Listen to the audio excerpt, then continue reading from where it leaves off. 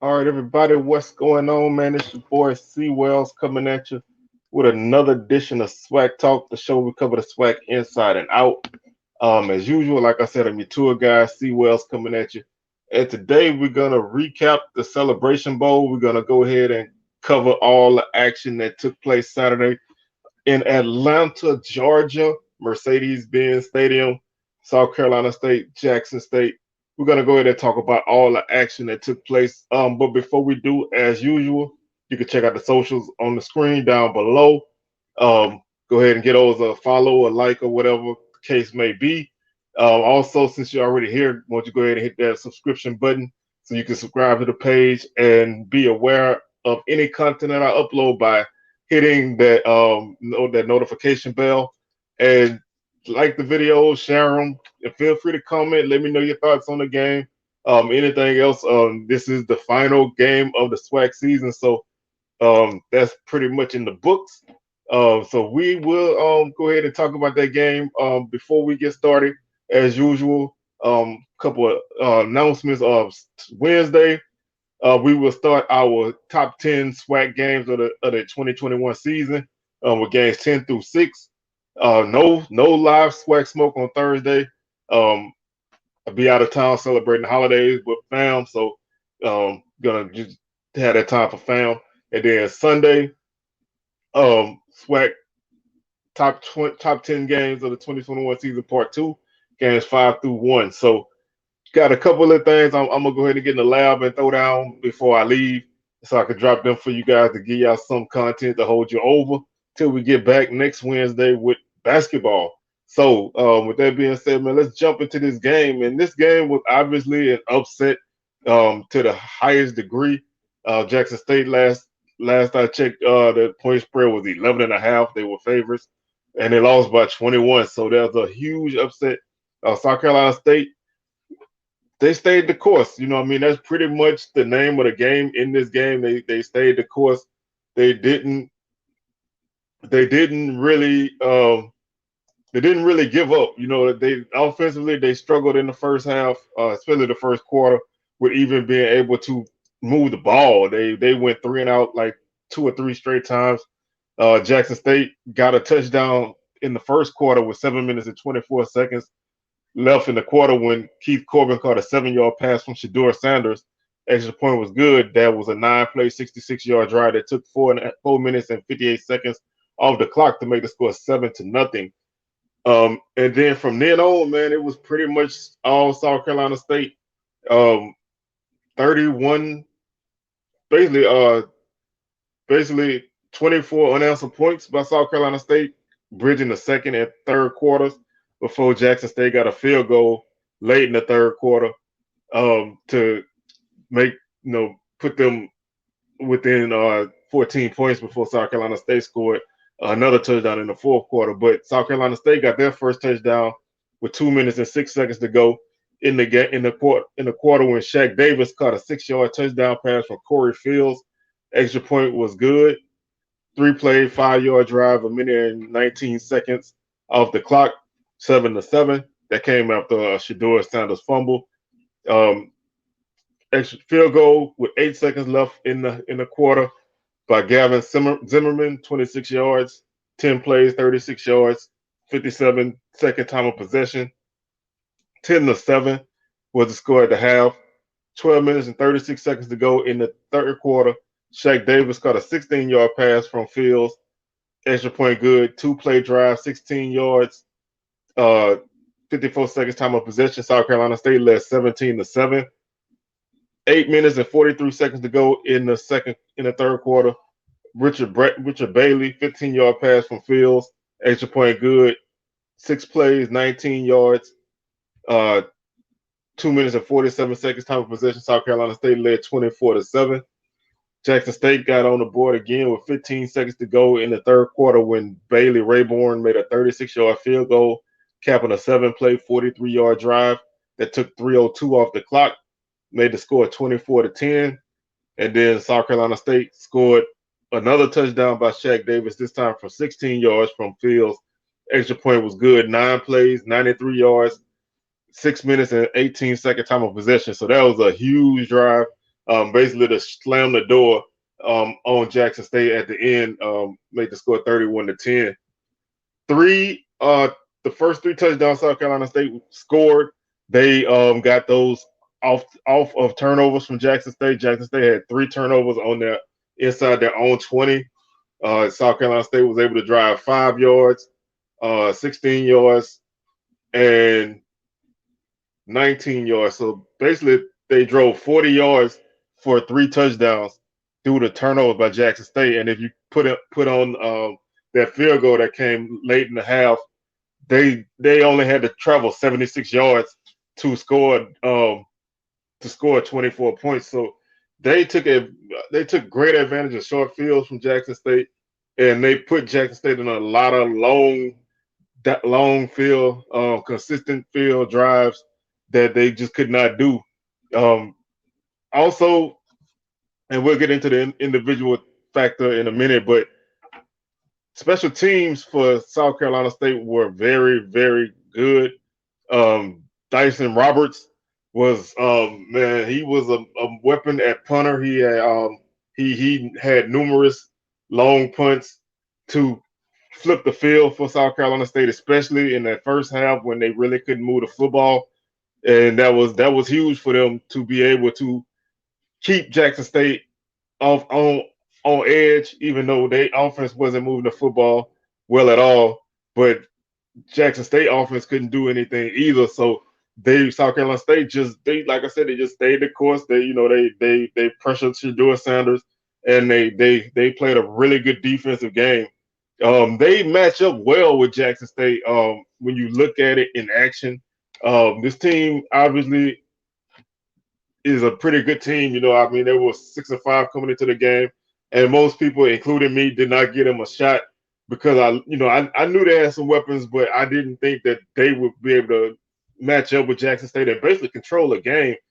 For the most part, for 3 quarters, they pretty much controlled the game. In the second half, Jackson State had no answers for anything. They put together a couple drives, but nothing major. So South Carolina State basically did what they had to do. Both teams had 15 first downs on the night. South Carolina State ran the ball for 102 yards. They had a 2.8 yard per carry average, no touchdowns. Jackson State 19 yards on 29 carries, 0.7 yard per carry average. I mean, that's been a microcosm of the season. This team has not been able to run the football all year outside of 1 or 2 games. But this game was basically what the season has been. 166 yards passing for South Carolina State, 12 of 31, 4 touchdowns and 1 interception, 5.4 yards per attempt, 13.8 yards per completion. They did a really good job, like I said, from the second quarter on. They did a really good job of making those throws that they were missing early. Fields obviously didn't have a great completion percentage, less than 50%, but he threw 4 touchdowns. So he was efficient in the time that mattered. He struggled for the most part, but for the time they needed in the second half, he was pretty spot on. The line did a good job of protecting him. I think late in the second half they gave up some big plays on defense, but their offense gave up some big plays to the Jackson State defense, but they did a good job of basically protecting him for most of the game.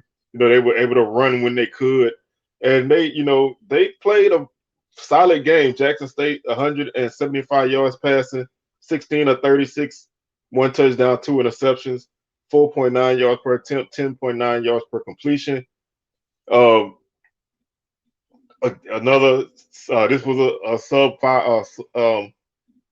This was a sub 50% game for Shedeur Sanders. This back-to-back games that he did not play well. He was under pressure tremendously. He had 3 turnovers. Pretty much was the first game, probably other than maybe portions of the ULM game or even the Prairie View game or the FAMU game that he seemed rattled. They switched the alignments on South Carolina State defense. He didn't always know where guys were coming from. He had a sack where the guy was coming from his face, but he was looking the opposite way, and he couldn't feel the pressure. And he took a big sack. He had fumble. He had a couple times that he got sacked and possibly could have fumbled. And like I said, the two interceptions. So not a solid game at all. This was probably one of the poorest games that he played. 268 yards of offense for South Carolina State, 68 plays, 3.9 yards per play. They had one fumble that they lost. They had 10 penalties for 117 yards, 194 yards for Jackson State, a total offense, 615, 65 plays, 3 yard per play average. They fumbled once and lost it. 8 penalties for 80 yards for the Tigers. So 18 penalties for almost 200 yards combined. A highly penalized game. This was a very chippy game. There was a lot of pushing and shoving. A couple near scuffles. But that kind of thing happens when you have a highly energized, emotional game. It's a championship game. It's a bowl game. Both teams trying to win. They're trying to go out there and do what they got to do. And sometimes those kind of things happen, but the refs did a decent job of keeping it under control and not just throwing flags for the sake of throwing flags. So it was a highly penalized game, but it still was a pretty decent game in terms of most penalties. Most penalties were honestly like after play penalties or things like that. 8 points for South Carolina State for 392 yards, a 49-yard average. 2 points inside the 23, 50+ yard points. One punt, it was a touchback. Probably could have easily been, I'm not saying easily, but probably could have been down inside the 5, and one fair catch. South Carolina, Jackson State, 7 points for 251, 35.9 yard per punt average, 4 points inside the 25 points fair caught. Time of possession, 31 minutes and 37 seconds for South Carolina State, 28-23 for Jackson State. Neither team was good on third down. South Carolina State 3 of 16, Jackson State 3 of 15. South Carolina State was 2 of 2 on fourth downs, including a huge 4th and 19. That possession, if they did not convert that fourth down, they give Jackson State the ball deep further toward the 50-yard line. Who knows what happens? Jackson State 0 of 2 on fourth downs, 5 of 5 in the red zone for South Carolina State. Jackson State 2 of 3. Jackson State had 2 sacks. South Carolina State 3. Neither team missed a kick. Jackson State was 1 for 1 on field goals and 1 for 1 on extra points. South Carolina State 4 for 4 on field goal on extra points and 1 for 1 on field goals. Like I said, basically went over the quarterback's numbers. Fields 12 of 31, 166 yards, 4 touchdowns, 1 interception. Long of 43, 2 touchdowns, 2 sacks. Shedeur Sanders 16 of 36, 175 yards, 1 touchdown, 2 interceptions. Long of 30, 3 sacks. Dante Anthony led the Bulldogs with 17 carries for 65 yards, long of 26, 3.8 yards per carry. Kendrell Flowers, 10 carries, 46 yards, 4.6 yards per carry, long of 25. Santee Marshall led Jackson State with 4 carries for 23 yards. His long was 18. He averaged 5.8 yards per carry. Peyton Pickett, 8 carries, 15 yards, 1.9 yards per carry. Shaq Davis, 5 catches, 95 yards, 3 touchdowns, long of 43. Kendrell Flowers, 2 catches, 26 yards. Wolverine, 1 catch, 20 yards. Richard Bailey, 1 catch, 15 yards and a touchdown. Jawan Moody, 1 catch, 11 yards. Malachi Wideman led Jackson State with 3 catches for 42 yards, longer 16. Trevante Rucker, 2 catches, 41 yards, longer 30. Warren Newman, 4 catches, 38 yards, longer 15. Kylan Ritchie, 2 catches, 27 yards, longer 22. Keith Corbin, 4 catches, 24 yards, longer 9, and 1 touchdown. I would, I really, would have loved to see them keep Ritchie involved in the game. He had a couple big catches early in the game on that drive they scored on, but other than that, he wasn't a factor. Newman probably should have got the ball a little bit more. When you go in 5 wide, you need to really try to work things short and get the ball out of quarterback's hands, especially when your line cannot block their line. So you need to get that ball out. They were trying to really hit deep, and Shedeur had to scramble a lot and make some throws off of scrambles. But I think Newman should have really been a guy that had been more involved in this game, especially as a possession type of guy. He can probably break one if he touches it, in space, but you need to kind of give him the opportunity.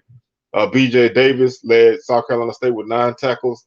Evans 5, Godbolt 5, Halty Wanger 4, Smith 3, Jablonski Green. He had 3 tackles on the night, but he was everywhere. He was very disruptive. You heard his name quite a bit. He really made things really uncomfortable for that offense. Barr 2 tackles. Moultrie was another guy who was very disruptive. And I mean, that's you cannot, you cannot discount what Kelly and Durant did. Those 2 guys on the outside were very, very physical corners. They matched up very well with Jackson State, and they made it hard for them to make plays. Durant even got a sack. So those 2 corners played up to their billing. The rest of the defense played up to what Buddy Pugh football is. Two tackles for loss with Halty Wanger, Godbolt 1.5. Smith and Durant 1 tackle for loss apiece, and Brown a half a tackle for loss. Sacks went to Halty Wanger, Durant, and Godbolt. Interception was by Moultrie and Smith. Just, like I said, just a very solid game. Forced fumble was by Godbolt. It was recovered by Davis.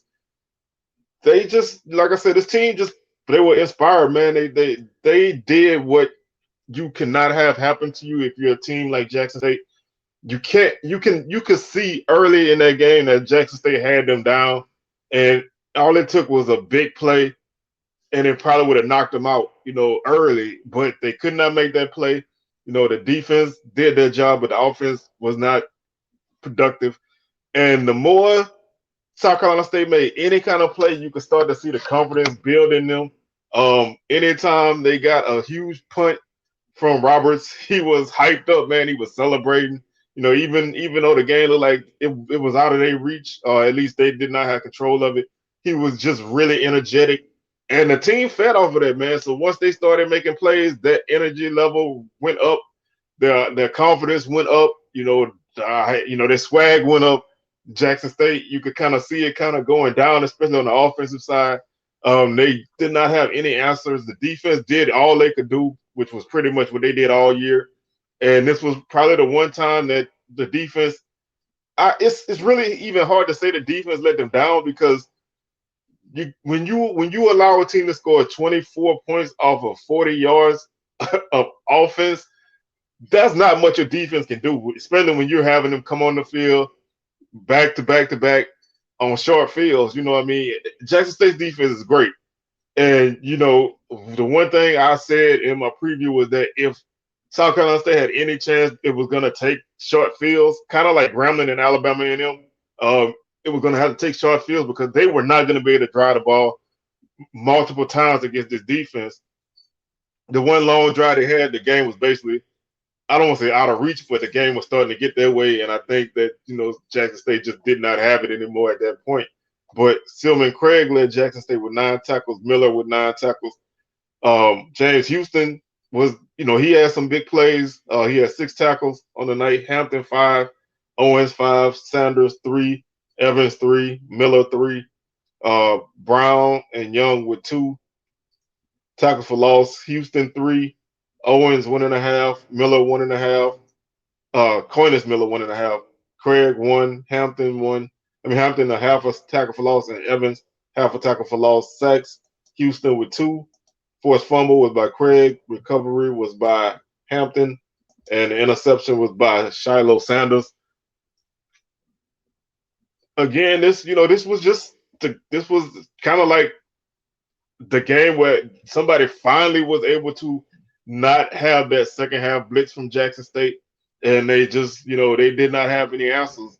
Special teams, Jackson State really couldn't get anything going. Their longest punt return was 21 yards by Newman, and they did a good job of keeping everybody under control on kickoffs. Bolden didn't have a return on kickoffs, so that was a factor. South Carolina State, didn't really do anything with the return game, but they won this game. If you want to look at what turned the tide, it was that punting game, man. They forced Jackson State to have to drive the field multiple times. They put them inside the 20 multiple times, which led to turnovers. And those turnovers led to South Carolina State points. They did a great job of taking advantage of those turnovers. and that's what basically gave them this W. They put Jackson State in a position they hadn't really been in all season, and when you do that to a team, you don't know how they're gonna respond, and they did not respond well, especially offensively. I thought the defense still played well, but I think the offense just was not there on this day. So South Carolina State picks up a huge 31-10 victory over Jackson State, giving the MEAC another win in the Celebration Bowl. Um, there's a couple ways to look at this. Obviously, when you're going head to head with a conference, you want those W's because that shows that in this game your conference is better than that conference. But that's not always the case when you have a one game situation. If you look at kind of the way the Heritage Bowl was for a long time, the SWAC was getting W's because Southern was going all the time and winning. But the MEAC was, not winning those games, but the MEAC still was probably a better conference at that time, or it was maybe close to even. So a one game situation is a lot to really put, the weight of your conference on that game. But the SWAC does need to win this game at some point. I mean, this was probably your best opportunity, especially when you look at on paper, what both teams brought into this game. You pretty much figured that this was the SWAC's chance to win this game. And that could have been some of it as well, the fact that this team did not lay down like a lot of people thought they would, and they fought, and Jackson State just could not solve that puzzle. So, again, really good season for Jackson State, finishing 11-2. Obviously, you want that one that you just lost, but, still SWAC champs. South Carolina State, 7-5, went undefeated in the MEAC, and finished the season on a very strong note, winning 5 out of their last 6 games winning 6 out of their last 7 games. So real strong ending to them. Buddy Pugh picks up a very big victory for his career. And we'll see what happens. This puts the bow on the 2021 season. And we'll recap some of the top games, in my opinion, on the 2021 season starting Wednesday. So with that being said, I'm your boy C. Wells, stopping his tour bus for the last time at live SWAC action for football. In a week, well, in 2 weeks, I guess you can say, we'll be back for basketball, and we'll start SWAC play on January 3rd. So gonna hop from football to basketball. Holiday season here. I'm gonna be out, but I'm gonna have a couple of things in the tuck to drop for y'all on Wednesday and Sunday. So with that being said, I'll holler at y'all, man. Y'all enjoy yourself.